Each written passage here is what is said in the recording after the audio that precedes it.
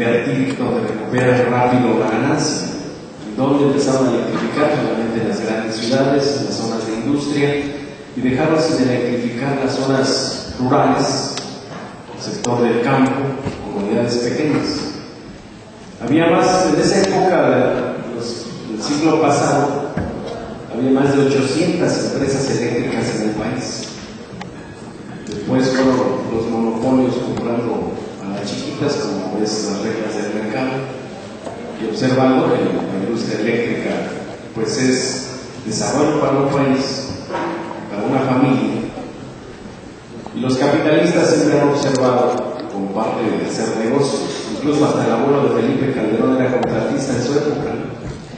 Lo acaba de decir en el marco del 75 aniversario de la CFS, que se acuerda con su abuelito allá en Michoacán, electrificaba comunidades y vendía focos. Se sabe de lo que estamos hablando, porque son familias que se han hecho millonarios a costa del interés público. Entonces, en el caso del SME, trabajadores empiezan a organizarse. En plena época revolucionaria, difícil de organizar, porque en esa época estaba prohibido unirse o hacer sindicatos. En el caso del SME es una gran historia que contar, que no me va a dar tiempo en este espacio, pero sí decirles que hubo reuniones clandestinas de trabajadores para organizarse por la noche en las azoteas. Fueron 300 trabajadores que iniciaron con la creación del Sindicato Mexicano de Electricistas, que inicia aquí en el Distrito Federal, con otras compañías como las de los telefonistas, de Ericsson, los tranviarios, que también son de aquella época. Poco a poco fueron organizándose. Y se hace la organización a partir de las condiciones de trabajo, que no había. Pues no estaba la Constitución, no estaba el 123 constitucional, no estaba la Ley Federal del Trabajo, había jornadas de 18, 20 horas de trabajo, no había condiciones de seguridad y higiene. Los trabajadores de aquella época tenían que llevar sus propias herramientas, su propia ropa para el trabajo. En esa época se registran muchos accidentes mortales de los trabajadores. Se organizan. Y lo que hizo el SME aquí en el centro, empezaron a ver que había más compañías eléctricas en varias partes del país, y empiezan las reuniones con trabajadores, por ejemplo, el caso nuestro, trabajadores del Estado de Hidalgo, trabajadores de Puebla, de Morelos, del Estado de México, del Oro, Estado de México, de varias partes, para ver en qué condiciones estaban los trabajadores, y poco a poco empiezan a afiliarse Sindicato Mexicano de Electricistas. Por eso nace el SME con un sindicato de industria, nacional de industria, porque estaba en más de 2 estados federales, y en el sector que antes estaba pues muy subcontratado, y épocas interesantes. Por ejemplo, en 1914 que se crea el SME, 10 días antes de la creación del SME, había entrado Villa y Zapata a la Ciudad de México, en la toma de la ciudad. Entonces, con esa situación, incluso a los electricistas les habían propuesto que hicieran un batallón para convertir a Villa y Zapata. Los trabajadores dijeron: no estamos de acuerdo en combatir a ellos.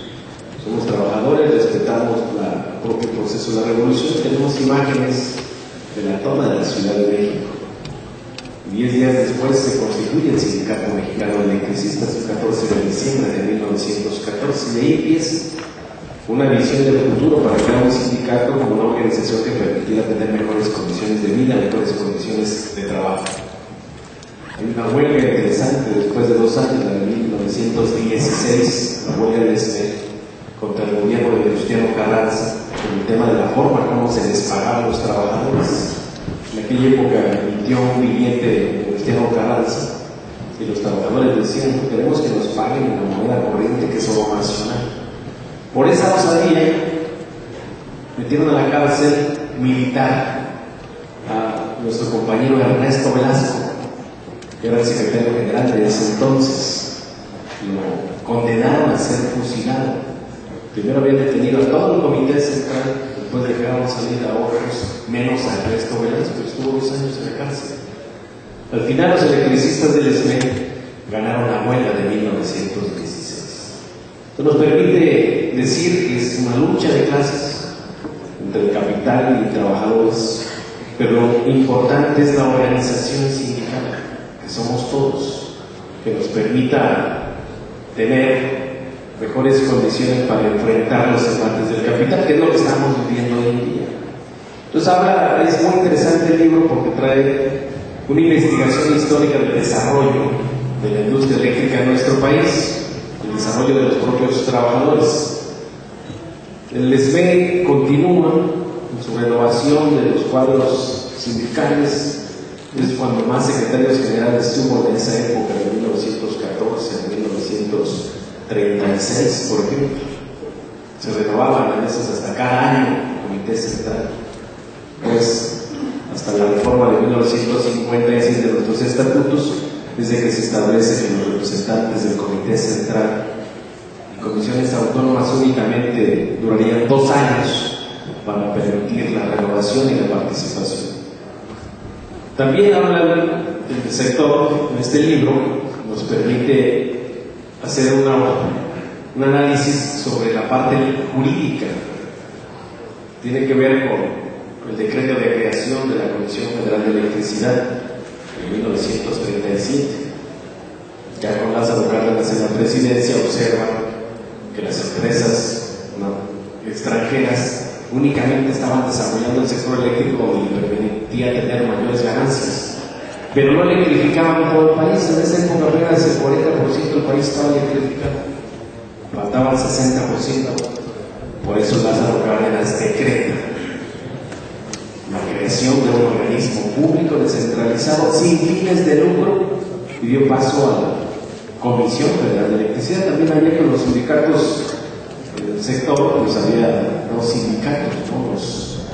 El STAR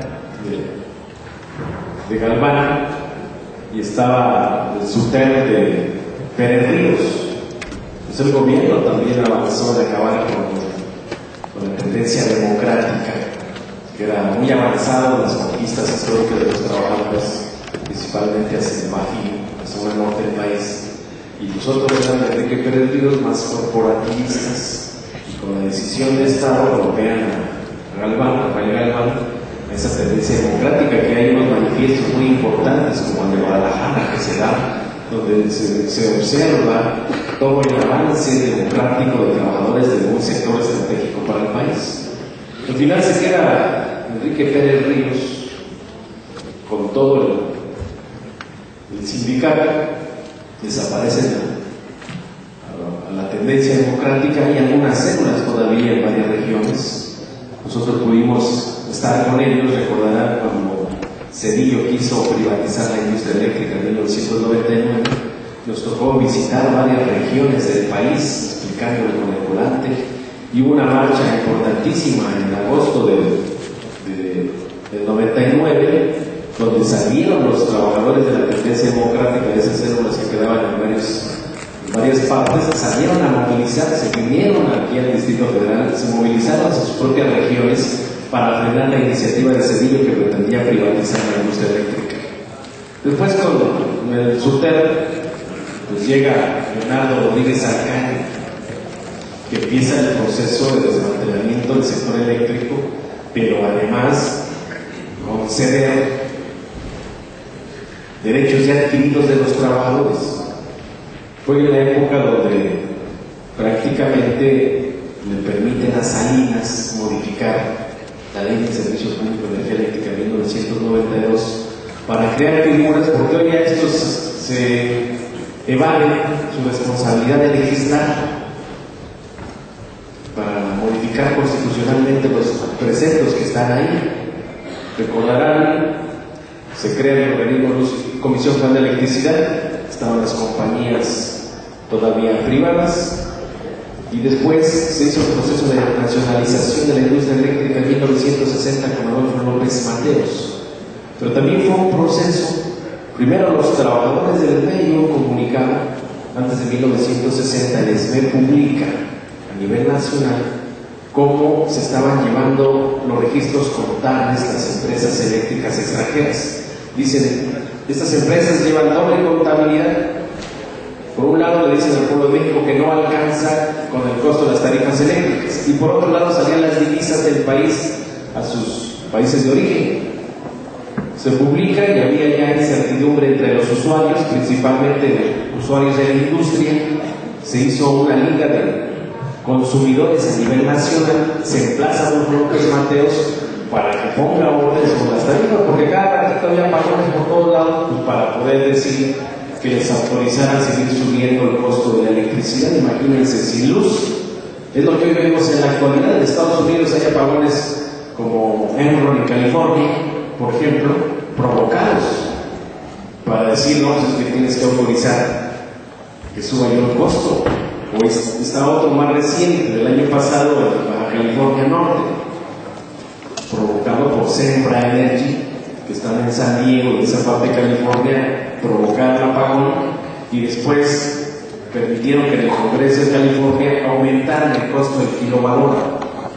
Hoy los privados tienen esa tendencia. Hay apagones que ha habido en el sureste, donde ya la iniciativa privada se hace cargo de la generación, y es la presión de los privados para liberar el precio de la electricidad, o que los privados ya vendan directamente a los usuarios finales. Ese mismo proceso ya no vivimos en el país. Lo que hoy estamos viviendo ya se vivió con las compañías privadas extranjeras, que orilló al pueblo de México a la nacionalización de la industria eléctrica por considerar el sector eléctrico como una área estratégica de seguridad nacional.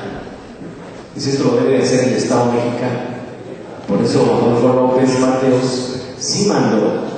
Fue muy hábil porque traía muchas inversiones también de otros sectores privados. Y fue hábil porque empezó primero a comprarles las acciones que tenían las empresas extranjeras en el sector.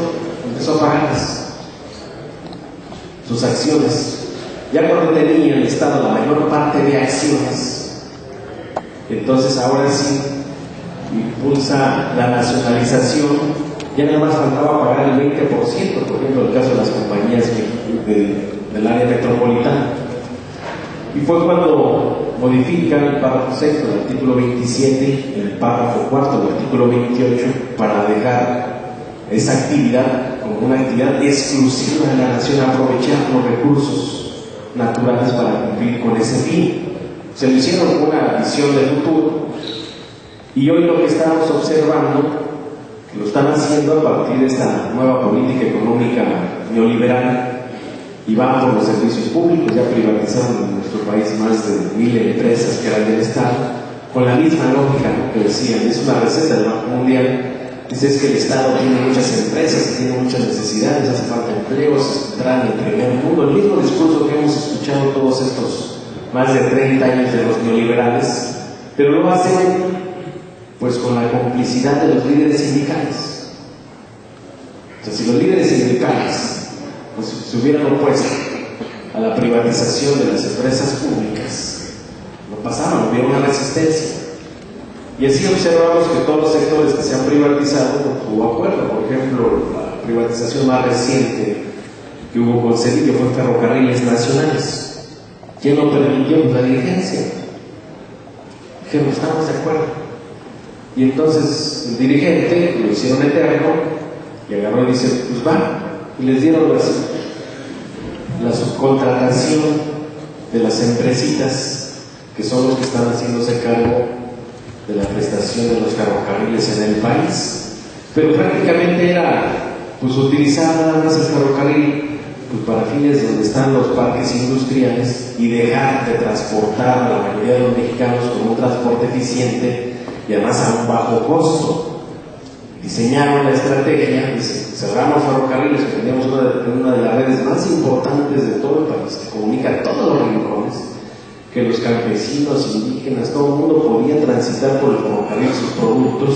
Cierran, ya jamás volvieron a pasar los ferrocarriles en muchas zonas, porque diseñan el transporte de mercancías y demás con carreteras y consumo de gasolinas. ¿Y de dónde viene la gasolina? Pues de Estados Unidos. ¿Quién invierte las carreteras? pues las empresas privadas y concesiona, y dicen pues es un gran negocio.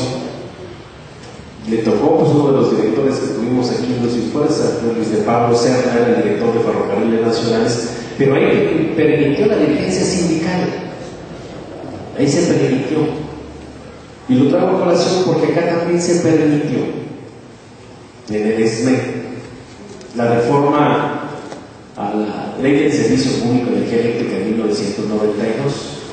Teníamos a un secretario general de nombre Jorge Sánchez García, que se sintió muy amigo de Carlos Salinas de Gortari.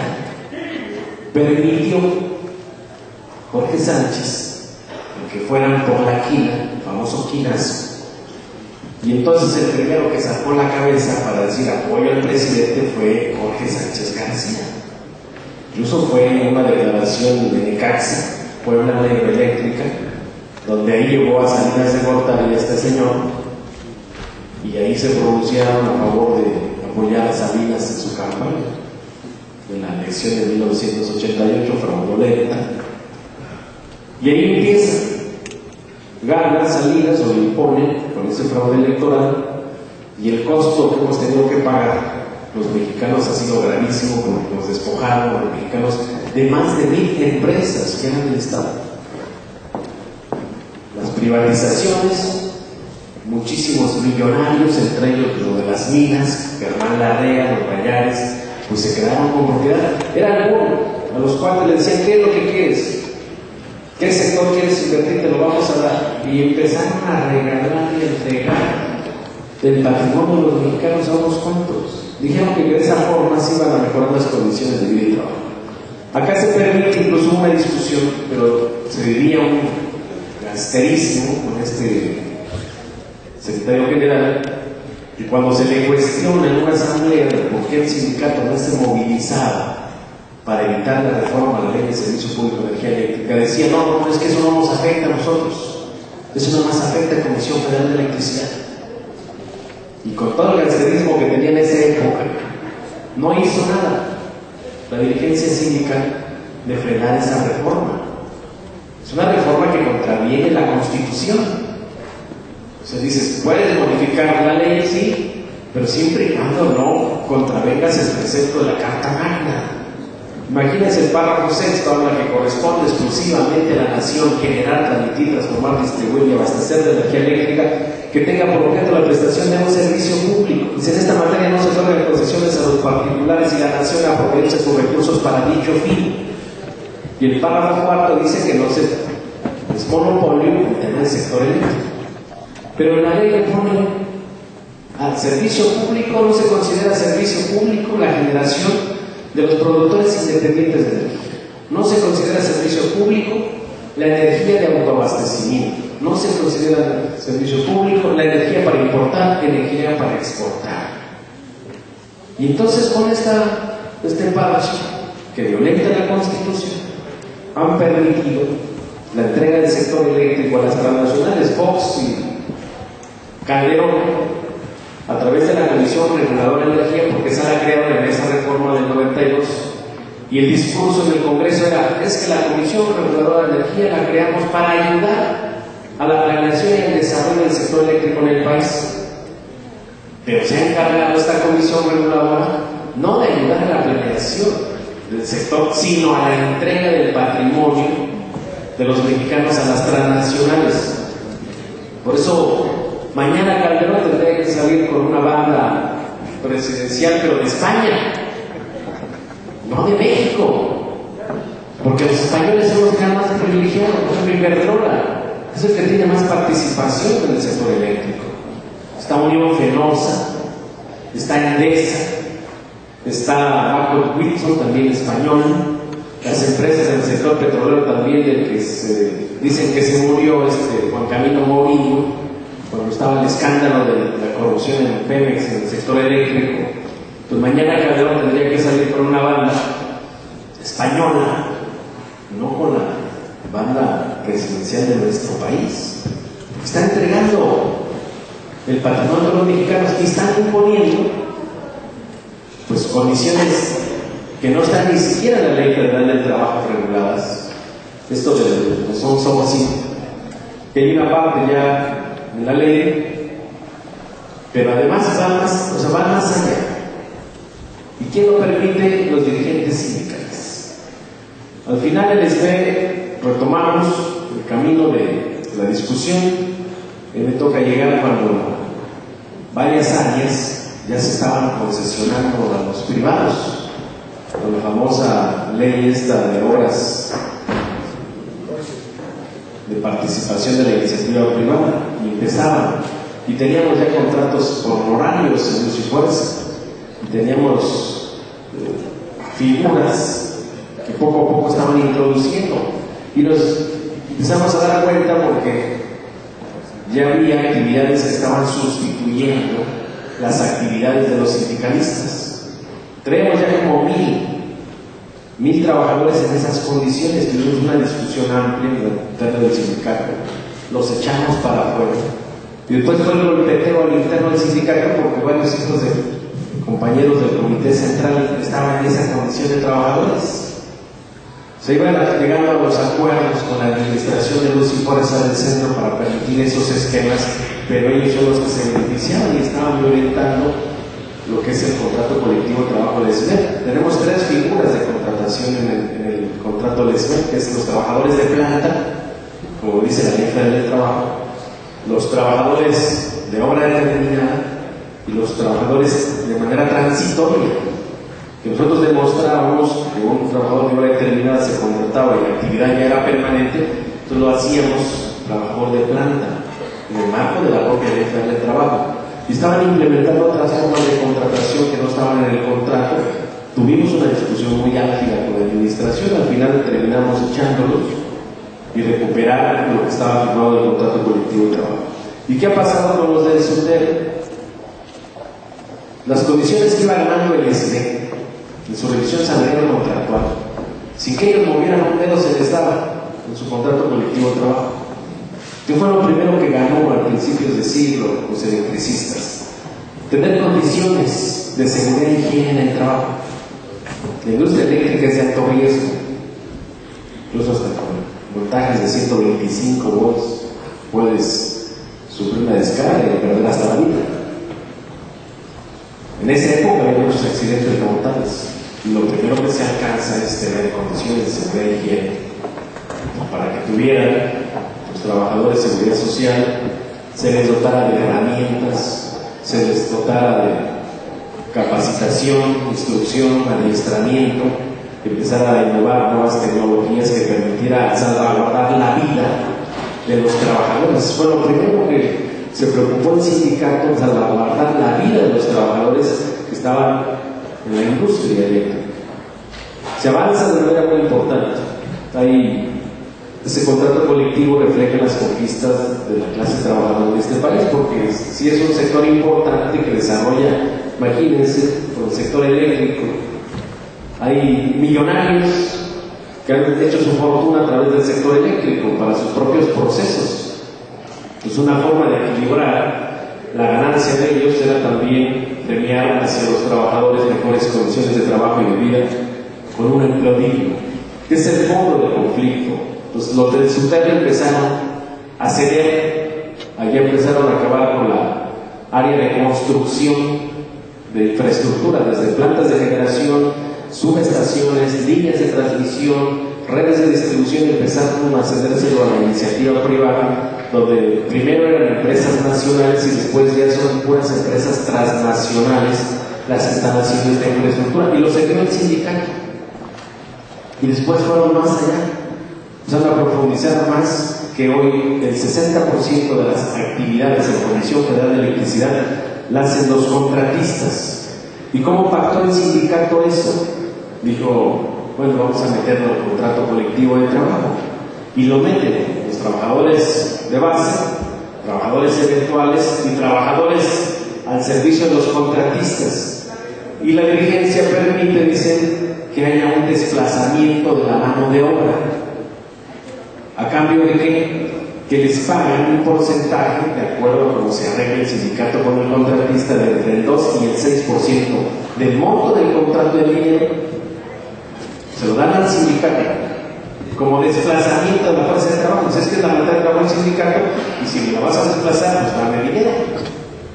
Entonces le dan el dinero, pero además en los contratos que firman los contratistas, obligan a esos trabajadores que están subcontratados a pagar cuotas sindicales, pero no están adaptados al contrato colectivo. Hacen un convenio de obra determinada muy leonino, que hasta levantarle la voz a dirigentes sindicales, rescisión de contrato. Y dices, ¿de dónde sacaron estas condiciones de estos contratos de obra determinada si no están ni en la ley? ¿Pero quién lo permite? La dirigencia.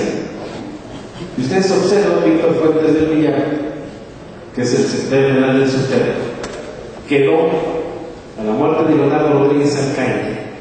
Llega él, pero es su sobrino de Leonardo Rodríguez Alcaide, lo acaba de decir, está en YouTube su mensaje que dio a sus trabajadores en una videoconferencia, porque no hace asambleas. Él agarra una videoconferencia, casi hasta me hizo llorar, porque dice, empieza a explicar cómo entró a trabajar a CFE, ¿no? Entró en un área de almacenes y nomás que era muy amigo de los compas y pues subieron de puesto, y como se llevaba la relación, se iba con todo el mundo, ya lo hicieron delegado sindical, y después ya llegó y se retornó varios años como suplente del secretario de Trabajo, y ya cuando estaba, dice, ya mi tío estaba con leucemia, con cáncer, entonces me dijo, tú tienes que ser el próximo secretario general. Y se nos pusimos de acuerdo entre el comité central, dice, no, pues tú que seas el secretario general, dice, y rápido le notificamos al gobierno y de inmediato nos dio la toma de nota. O sea, es la democracia que tanto pregona, tanto le interesa a estos que han usurpado el poder, que lo ocupan para golpear a los democráticos, a los que estamos buscando mejorar las condiciones. Al final termina diciendo, bueno, pues yo ya me voy a jubilar, échenle ganas, dice, porque hay una corrupción muy galopante dentro de la CFE, que si no se para se va a extinguir la empresa. Pero sí, ya fue en agosto del 2008, él fue a afirmar que ya no haya jubilaciones para los trabajadores nuevos de la CFE. ¿Y cómo lo hizo? Fue a Los Pinos, con Felipe Calderón, porque hicieron muy amigos, lo dice en su video. Dice, somos muy amigos con Felipe Calderón. Dice, porque vino al sindicato a pedirnos apoyo cuando tenía el problema con el SME. Dice, nos hicimos muy amigos. Entonces, por eso, con su amistad fue y firmó, porque la jubilación la gana el SME en 1936, en una huelga de 1936, una huelga que duró 10 días. Estaba Lázaro Cárdenas, del presidente de la República. Acá teníamos a Francisco Breña Alvídez, que este auditorio lleva su nombre en honor a un gran líder sindical del SME, Francisco Breña Alvídez.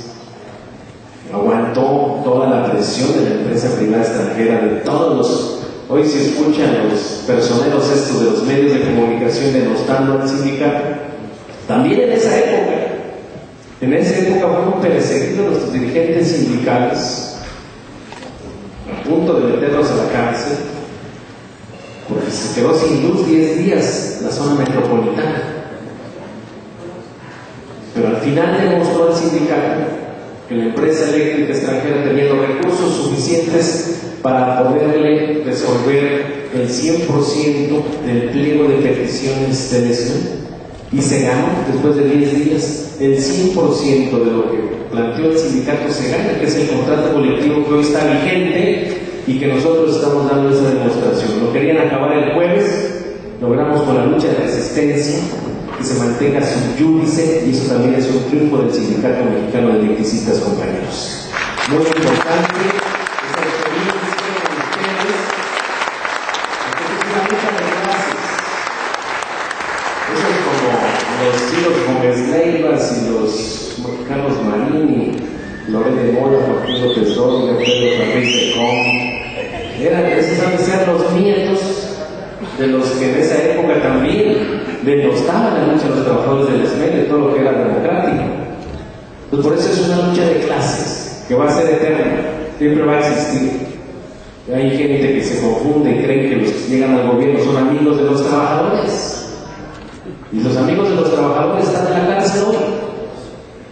¿no? Los que se prestan como caballitos de Troya, de querer romper a las organizaciones sindicales. La jubilación se da en 1936 como un derecho del trabajador, una obligación del patrón. Se hace un fondo de reserva para la jubilación con la aportación de la empresa y la aportación de los trabajadores y de los jubilados. Y así se establecen las condiciones en que debería de jubilarse un electricista. Y es lo más avanzado de jubilaciones en todo el país. 30 años son los que no tienen riesgo eléctrico, 28 años a los que trabajan con corriente eléctrica, 25 años a las compañeras que trabajan para su jubilación. Es lo más avanzado que hay en el país. Calderón, bueno, lo más avanzado lo de Calderón, 6 años por hacerse, por desadministrar el país. 6 años, este angelito se va a llevar 4 millones de pesos al año. No creo que haya sido tan productivo este hombre, ¿no? Ni los otros anteriores. Esas son las jubilaciones. Todavía sale a decir que el día ahora que andaba en Singapur que va a defender su jubilación. Dice, no pido más nada más lo que le están dando a los anteriores. Nosotros no pedimos más, compañeros, simplemente que respeten el contrato colectivo del Sindicato Mexicano de Electricistas. Entonces firma Víctor Fuentes del Villar en agosto de 2008, va a Los Pinos, dice, por bien de salvar la empresa y mejorar las condiciones del CFE y no tener un problema a partir de un estudio actuarial que hicieron, y de ahí si no lo frenamos, esto va a poner en causa la Comisión Federal de Electricidad. Y con ese cuento firma que los nuevos trabajadores ya no tendrán la protección de la cláusula de jubilación del SUTER. Y entonces ahí, nada más dice la empresa, pues yo te voy a depositar algo y tú aportas lo demás, lo que ahorres, eso será tu jubilación para los nuevos trabajadores. Y lo hizo Víctor Fuentes del Villar sin consultarlo a una asamblea. Por eso se hicieron muy buenos amigos con Felipe Calderón, porque el objetivo es la jubilación, compañero, no nada más de los electricistas, sino de todos los trabajadores de este país. El sistema de pensiones y jubilaciones es el que está también en la mira de estos capitalistas, porque han estado saqueando y saqueando. El artículo de Pablo González Casanova ayer nos deja muy claro cómo estos capitalistas pues quieren sangrar hasta la última gota de los trabajadores, cómo están endeudando. ¿Por qué acabar con el sistema de pensiones y jubilaciones? Porque ya endeudaron al país. Es una forma de no tener los problemas financieros, pues es dejando de pagar las obligaciones que tiene el Estado con los trabajadores. Dice, ¿cómo no te digo la jubilación? Pues te despido antes. Y por eso se van contra nosotros, primero contra los trabajadores, porque el fondo es también la jubilación. Dice, si golpeamos a los jubilados del SB, los activos se van a ir a la resistencia. Mejor le damos a los trabajadores, los dejamos sin dinero para que operen, y así agarramos a los activos y a los jubilados, y les hacemos un fideicomiso y ahí, a ver para cuánto tiempo dura. Pero ya les aguantamos, compañeros. Calderón se larga en unos días y tenemos ahí que reaccionar, porque este tema del outsourcing, que es lo que tratan de legalizar, primero lo hacen con la complicidad de los líderes sindicales y la CTM, el Congreso del Trabajo y todas estas centrales corporativas, pues son los que han venido permitiendo a través de las juntas locales o federales, porque ese es otro tema. De repente los sindicatos independientes hemos descuidado nuestra presencia como representantes en las juntas, tanto las juntas federales locales como en el Seguro Social o todos los organismos que tienen que ver con recursos de los trabajadores. La convocatoria sale la semana que viene. Yo creo que también tenemos que tomar algunos acuerdos para que estemos ahí dándole la pelea dentro y no permitir que estos de la CTM, y se me ocurre que los próximos días tenemos que ir a pararnos a la CTM, ponerle un letrero grandote a la estatua esa del señor Fidel Velázquez, porque pues, por lo menos él los asusaba de en la huelga. así decía, ¿no? Ya casi moribundo, y lo entrenaban. Pero el que está ahorita, este señor Gamboa Pascoe, dice, están Sports que están defendiendo a la planta productiva y los derechos de los trabajadores, y por otro lado ya están preparando para cercenar por completo los derechos de los trabajadores. Entonces estamos en otra estrategia. Ojalá la mayor parte de dirigentes sindicales pues nos movilicemos los siguientes días. La única herramienta de lucha que tenemos los trabajadores es la movilización, compañeros. Es la organización, es emplazarlos. Y ahí están los diputados de izquierda y los de derecha y los de centro y todo el mundo negociando, porque esa es la palabra, están negociando nuestros derechos. O sea, ¿qué derecho tienen ellos de negociar lo que es nuestro? Quieren que se abra una discusión, la podemos abrir, y qué es lo que le hace falta al país. Y lo que le hace falta al país es que se larguen estos niveles. Imagínense si no hemos sido productivos, los obreros, que hemos aceptado salarios por debajo de la inflación. Hemos aceptado pagar impuestos del 30% de nuestros ingresos, impuestos sobre la renta. Pagamos 16% de impuesto al valor agregado. O sea, pagamos los servicios más caros del mundo. Tenemos las reservas internacionales más altas en la historia. Y no es ahorro de Calderón. Pues es lo que nos han dejado a los trabajadores, que somos los que generamos la riqueza en este país. Y todavía quieren más. Dicen, todos que no son productivos, hay que aumentar la productividad. Y tenemos a los hombres más ricos del mundo. Pues los ricos no generan su riqueza ellos porque sean muy buenos trabajadores, sino porque es la explotación de la fuerza de trabajo de todos nosotros, compañeros. Lo que falta es que se equilibre, porque ellos le siguen apostando y van más allá. Hoy la siguiente fase del capitalismo es imponer. Primero hacen las alianzas a las empresas globales con las empresas nacionales, en nuestro caso, cooptan a los gobiernos, a los congresos, y si hay resistencia, ahí les va el ejército, la marina, la PFP, para imponerles a golpes. Ellos sí se juntan, y nosotros, después de que estamos observando, porque hubo dirigentes sindicales que en la política neoliberal traen un discurso desde las centrales obreras internacionales de decir, ¿para qué oponerse a estos cambios? Mejor vamos a incorporarnos a estos cambios donde podamos ir todos agarrados de la mano, empresarios y trabajadores. Y nos vendieron ese discurso hace 30 años. Y hoy las condiciones de esos países capitalistas, que fueron el modelo de las privatizaciones, están incendiándose los países como Grecia, como Italia, en España, no se diga. Y entonces, ¿cómo pensar que este modelo económico va a mejorar cuando lleva 30 años de que lo único que están haciendo es despojarnos a las naciones de nuestros recursos naturales, de modificar nuestra legislación a través de tratados internacionales? Desde hoy en Wall Street ya crea un organismo internacional de defensa de las inversiones de las transnacionales en países, que si no les cumples las inversiones que ellos traen, te obligan desde Wall Street a que la nación le repare según los daños ocasionados porque no pudieron ganar todo lo que se había proyectado. Y estos legisladores dicen, no, pues ya que fuimos al Congreso, uno de ellos de la izquierda dice, pues nosotros nos deslindamos, dice, de las movilizaciones. Eso ya les toca a los dirigentes. Se parece seguro que va a pasar. Están negociando y al final nos van a decir que creen es que no somos mayoría, que cuando seamos mayoría ahora sí no pasa nada.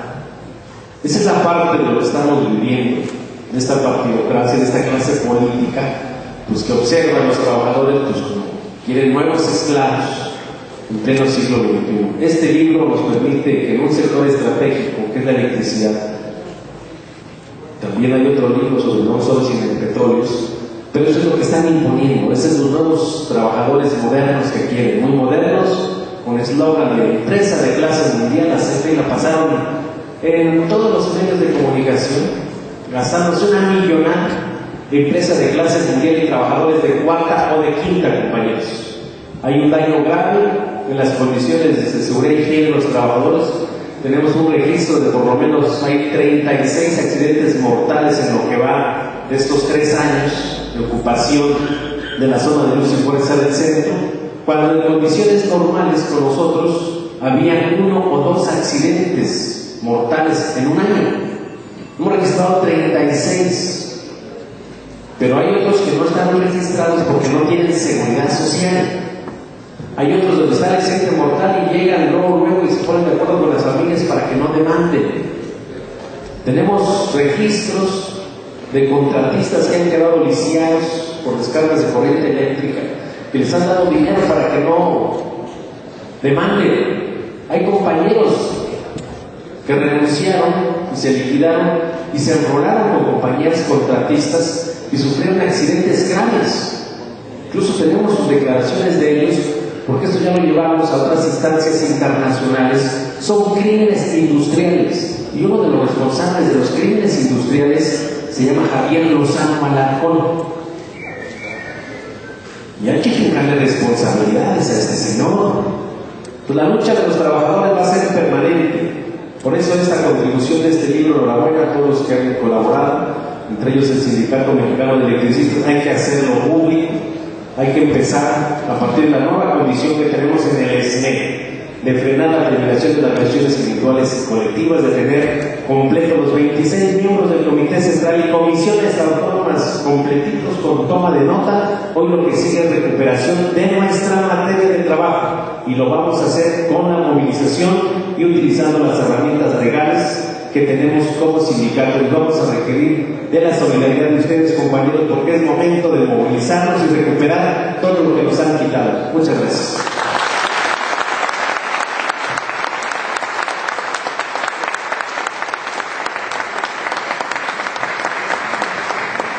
Muchas gracias a Martín Esparza por estas anotaciones. Realmente es un trabajo muy importante, es una buena invitación lo que nos ha planteado para leer este libro, para acercarnos, repito, uno de los problemas más agudos, más delicados, ¿no?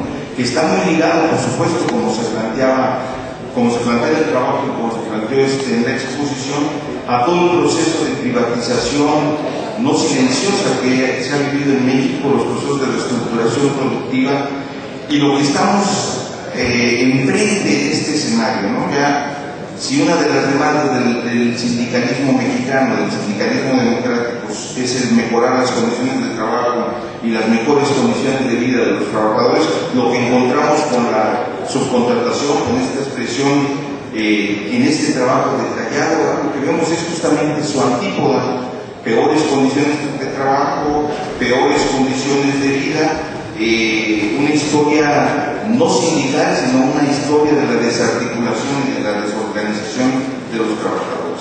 Creo que esto es muy importante. Algo que también se señaló en la exposición y que es fundamental es esta muerte obrera de los subcontratados. Richie señalaba que trabajar enferma, pero lo que estamos viendo acá es algo todavía mucho más abusivo, es exponer a los trabajadores a convertirse justamente en sujetos en donde el accidente es un asunto cotidiano. Bueno, ahora tenemos a uno de los autores, yo lo comenté al principio, en este trabajo participan 3 personas, una de ellas ya no está con nosotros, un querido compañero, Mateo Deán. También participa Carlos Ramos Hernández y Luis Bueno Rodríguez. Él es el que, este último compañero, va a hacer también algunas anotaciones en la presentación que tiene preparada para este día.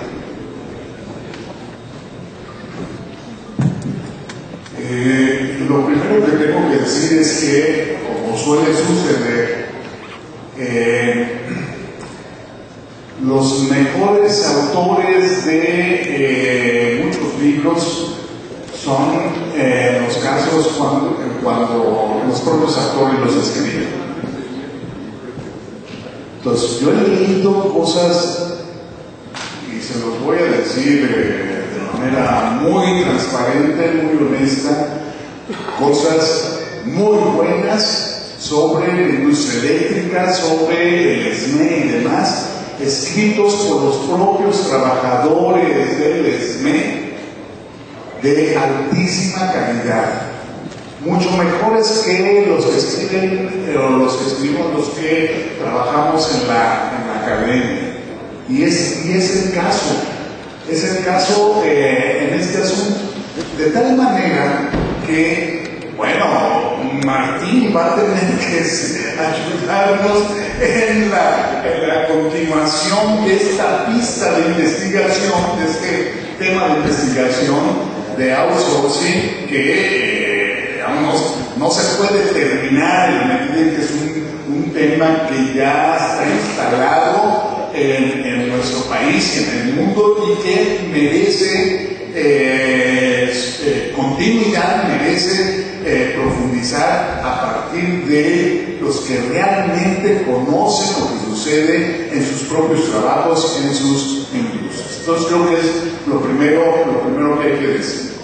Este libro en realidad pretende hacer una pequeña contribución a la luz de un tema que en el CIDAS hemos venido trabajando desde hace algunos años, que todavía estamos metidos en él y que vamos a continuar explorando, el tema del outsourcing, que también les confieso, cuando empezamos a explorar el tema, pues no teníamos la menor claridad del asunto. Incluso nos imaginábamos que era un tema, una problemática productiva, laboral, exclusiva del sector privado, que era ahí donde estaba presente pues, las figuras de Manpower, por ejemplo, como una empresa dedicada a la prestación de servicios, a la contratación de personal para mandarlos a trabajar a distintas empresas, pues era justamente el modelo.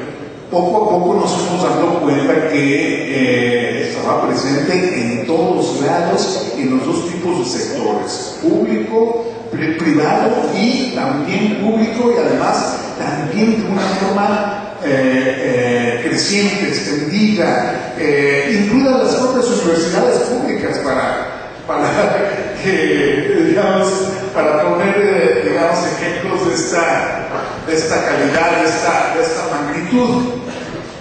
Pero cuando se presenta en un sector de carácter estratégico, como ya bien se dijo, ¿sí?, como es el sector eléctrico, ¿sí?, pues se está también advirtiendo de un fenómeno de mucho más fondo, más allá incluso de un modelo productivo y de una relación laboral. Está hablando de proyecto de nación, está hablando de entrega de capital extranjero, está hablando de un proceso de nueva colonización por parte del capital transnacional.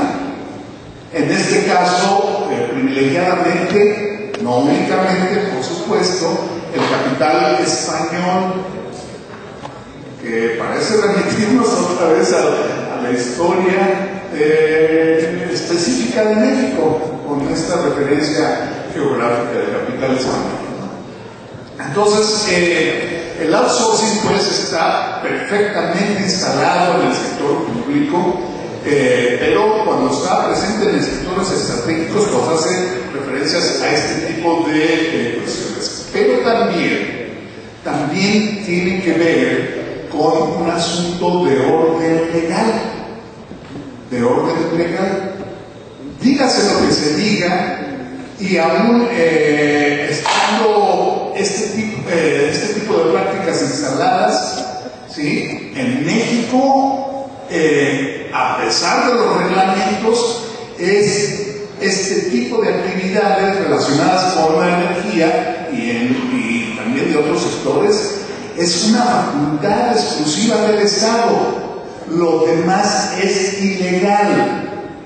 De tal manera que los contratos por obra, los contratos por servicio, las cooperativas que formaron los compañeros o excompañeros de ustedes del SME como opción para, aprovechando los cantos de sirena que les planteó el cierre, el decreto de la Compañía de Luz, pues forma parte también de este fenómeno de subcontratación bajo esta modalidad de cooperativas, todas ellas ilegales.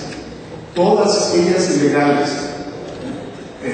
Entonces también, aquí en todo caso lo que habría que aprovechar es para señalar rápidamente lo siguiente.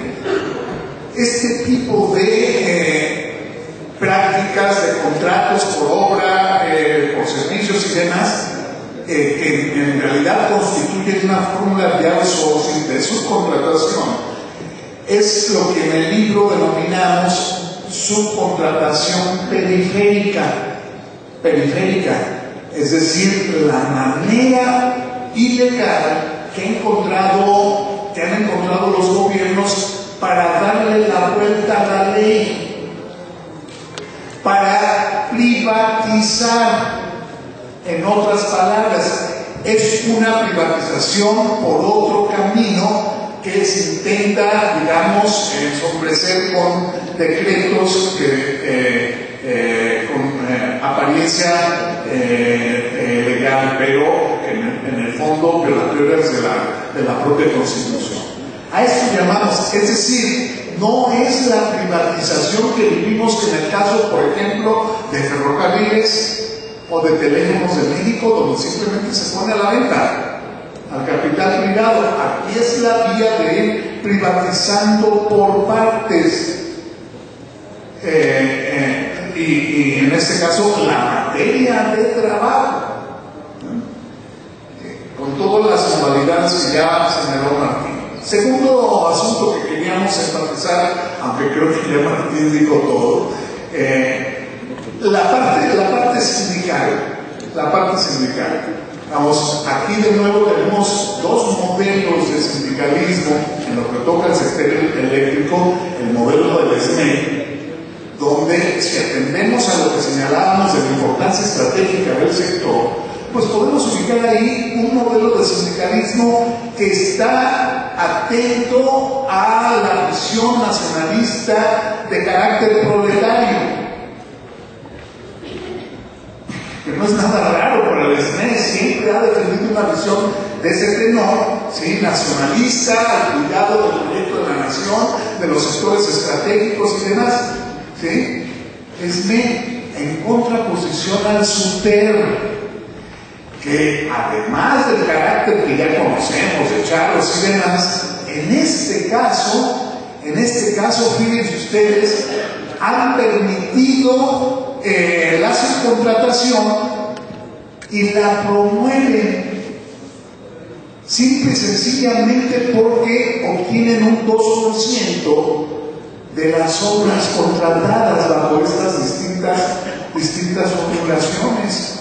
Pues el sindicato tiene un 2% de esas obras multimillonarias, y si se quedan los dirigentes con ese dinero, problema. Si lo reparten entre los trabajadores, cosa que no creo que ocurra, no lo sé, también es un grave problema, porque entonces los propios trabajadores estarán promoviendo que la empresa obtenga más contratos por estas rutas para obtener más reparto de dinero.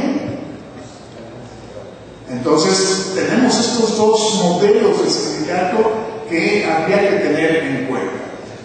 Tercer lugar, obviamente la creciente importancia de las empresas transnacionales en el nuevo modelo neoliberal, ¿sí? Las empresas transnacionales no son actores novedosos en las economías, pero en esta época están adquiriendo una importancia trascendental, y entonces no podemos dejar de advertir que el actor transnacional tiene que ser un referente para cualquier actuación sindical, en términos de su vigilancia, en términos de la organización de los propios trabajadores, que en el mundo dependan de determinado tipo de transnacionales, etcétera, etcétera, ¿sí? Pero, pues, como ya aclaramos, pues estas transnacionales parecieran estar operando una nueva extracción de las riquezas nacionales. Cuarto asunto. Ayer don Pablo González Casanova hablaba de la soberanía de los trabajadores. me está cayendo el 20 de lo que eso significa.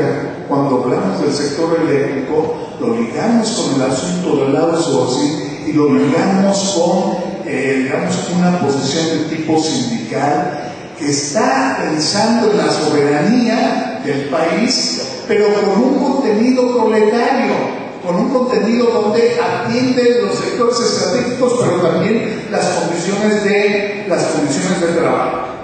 De tal forma que entonces, si en esta conferencia tenemos como tema central la unidad de los trabajadores, todavía no sabemos en qué aterrice ese asunto, si nueva central o un frente más amplio, qué sé yo, pues este tipo de problemas constituye una de las tareas centrales de esa nueva central. El problema de la soberanía, que puede aterrizar en un proceso de renacionalización, como ya hay experiencias en Latinoamérica, de sectores estratégicos, Argentina entre ellos, con el caso de Repsol, YPF, ¿sí? Entonces, advierto esto como una de las tareas, de tal forma que las transnacionales no pueden darse por sorprendidas si en este trayecto de lucha de nosotros, los trabajadores en general, llega el momento en que efectivamente tengamos que renacionalizar, porque además las concesiones que les otorgan de larga duración, de 30 o más años, es en el marco de la ilegalidad, producto y en cumplimiento de propósitos de un presidente totalmente espurio. De tal manera que sus actos pues, carecen de validez, que las transnacionales que sigan creyendo que van a extraer impunemente a nuestro país, de una vez sepan que lo están haciendo de una manera ilegal y que el país no estará obligado a respetar ese tipo de concesiones forjados en un esquema de este estilo. Gracias, los invito a revisar el libro, que ya no es de los autores, es de ustedes, no solamente porque lo tienen en sus manos, sino porque hay una serie de tareas que hay que hacia adelante que todos tenemos que ver. Gracias.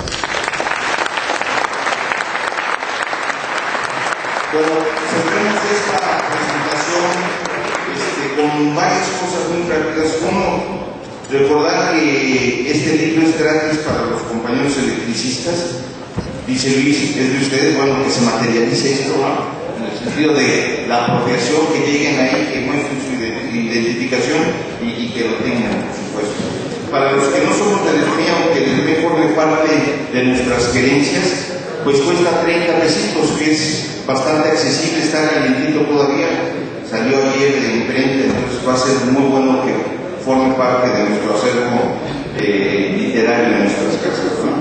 Una invitación a leerlo, a enriquecerlo, a detallarlo de manera exhaustiva. Para los compañeros periodistas ya no podemos, para todos ustedes, ya no podemos abrir el espacio para preguntas porque andamos un poco apretados. Entonces los periodistas que deseen de manera directa entrevistar al compañero Martín, entrevistar a Luis, acercarse con algún otro compañero, lo pueden hacer en este momento. Y a todos ustedes les agradecemos su presencia, su participación, su interés, y los invitamos a seguir con las tareas del seminario. Muchas gracias.